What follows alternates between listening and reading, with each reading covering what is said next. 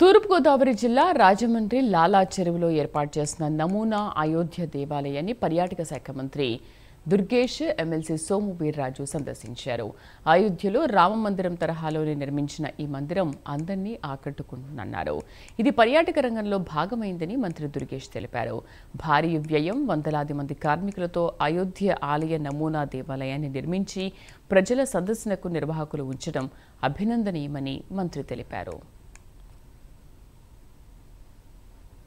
శాసనమండలి సభ్యులు శ్రీ సోము వీర్రాజు గారు, బొమ్ములు దత్తు గారు, అదేవిధంగా గోపి గారు, ఇంకా శ్రీదేవి గారు, రేలంగి శ్రీదేవి గారు, అదేవిధంగా ఇతర నాయకులందరికీ, ముఖ్యంగా ఈ ఎగ్జిబిషన్ని నిర్వహిస్తున్నటువంటి రెడ్డి గారికి ప్రత్యేకమైనటువంటి అభినందనలు తెలియజేస్తూ, చాలా ఎగ్జిబిషన్స్ చూస్తూ ఉంటాం మనం.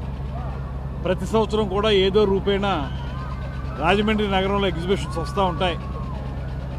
కానీ ఈ సంవత్సరం ఈ రాయల్ ట్రేడ్ ఫెయిర్ ఎగ్జిబిషన్ మాత్రం ఒక వినూత్నమైనటువంటి ఎగ్జిబిషన్గా తప్పనిసరిగా చెప్పాలి. కారణం ఏంటంటే, ఆచారంగా వచ్చేటువంటి ఈ జైంట్ వీల్ కానీ, షాప్స్ కానీ, ఇతరత్ర యాక్టివిటీస్ అన్నీ ప్రతి ఎగ్జిబిషన్లో ఉంటాయి. కానీ ఇవాళ ఇందాక వీర్రాజు గారు చెప్పినట్లుగా ఒక అద్భుతమైనటువంటి అయోధ్య రామ మందిరం తాలూకు నమూనాతోటి, అంటే ఇక్కడ గుడి, అందులో విగ్రహం అవేమి ఉండవు, నమూనా, కేవలం నమూనాతోటి ఒక అద్భుతమైనటువంటి కళాఖండాన్ని సృష్టించారు వారు. నిజంగా